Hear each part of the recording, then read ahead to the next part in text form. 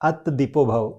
महाकारुणिक बुद्ध का कहा गया ये कथन कितनी ही बार हम सब लोग सुनते हैं, किताबों में पढ़ते हैं।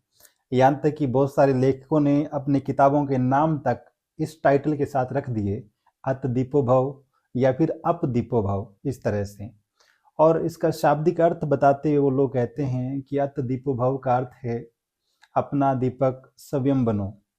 कुछ लोग यहाँ तक दलील देते हैं कि जब महाकारुणिक बुद्ध खुद ये कह रहे हैं कि अपना दीपक खुद बनो, तो हमें बुद्ध की शरण में जाने की जरूरत भी क्यों है, हमें बौद्ध धर्म की शरण में जाने की जरूरत भी क्यों है।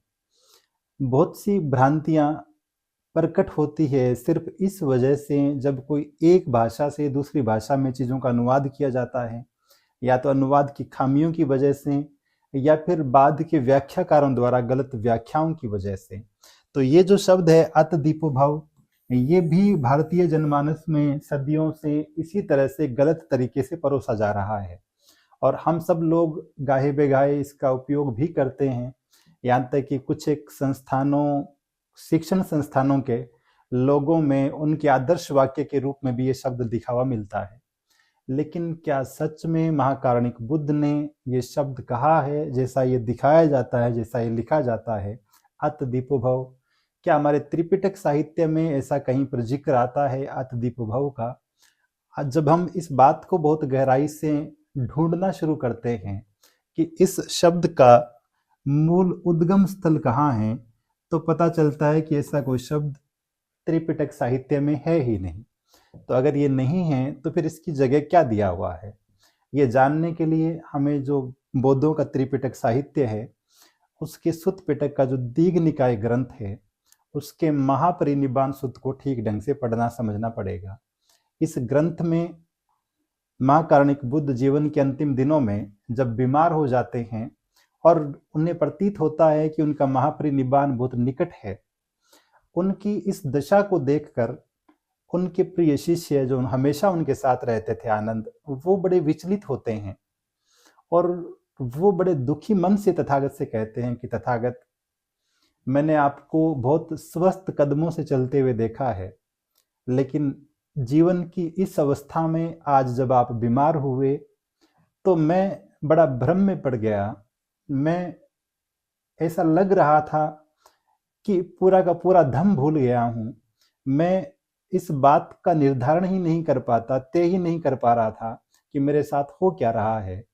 और वो बहुत दुखी मन से याचना करते हैं तथागत से कि आप भिक्षु संघ को, भिक्षुणी संघ को कुछ न कुछ बताकर जरूर जाएं, अन्यथा यदि आप ऐसे ही महापरिनिब्बाण को प्राप्त हो गए तो इस भिक्षु संघ का क्या होगा, इस भिक्षुणी संघ का क्या होगा। तब तथागत कहते हैं कि आनंद, मैंने अपने जीवन में कुछ भी छिपा कर नहीं रखा है। जो कुछ था धम्म के बारे में बताने लायक, वो सब कुछ भिक्षुओं से, भिक्षुणियों से, आप सबसे साझा किया है। तो ऐसे में मेरे मन में किसी भी प्रकार का पश्चाताप नहीं है। लेकिन फिर भी तथागत ने आनंद को संबोधित करते हुए जो बात कही, वही बात में अत दीपोभव के रूप में प्रचारित की जाने लगी। मूल रूप में तथागत कहते हैं आनंद को, ये अत दीपा विहरत, अत शरणा अनंत शरणा, धम दीपा विहरत, धम शरणा अनंग शरणा। अर्थात अपने आप को दीपक बनाकर विचरण करो, अपने आप को शरण बनाओ, किसी अन्य की शरण मत बनाओ। धम्म को दीपक बनाकर विचरण करो, धम्म को शरण बनाओ, किसी अन्य को अपनी शरण मत बनाओ।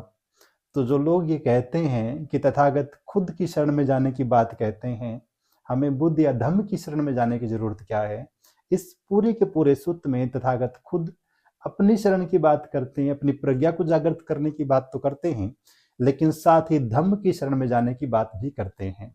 तो हमें इस पूरे के पूरे सूत्र को इसके मूल संदर्भ के साथ जोड़कर ही पढ़ना और समझना होगा। इसकी गलत व्याख्याओं ने इसे न केवल अत दीपोभव या अपदीपोभव के रूप में प्रचारित किया, बल्कि धम्म के बारे में भी बहुत सारी भ्रांतियां लोगों के मन में उत्पन्न की। यदि आप इस पूरे प्रसंग को और विस्तार से पढ़ना समझना चाहते हैं तो मैं सुझाव दूंगा कि सम्यक प्रकाशन द्वारा जो दिग् निकाय ग्रंथ प्रकाशित किया गया है, महापंडित राहुल सांकरत्यायन और भिक्षु जगदीश काश्यप का अनुवाद किया हुआ, उसका अध्ययन जरूर करें उसके पेज नंबर 220 पर ही ये प्रसंग दिया हुआ है। बहुत बहुत साधुवाद।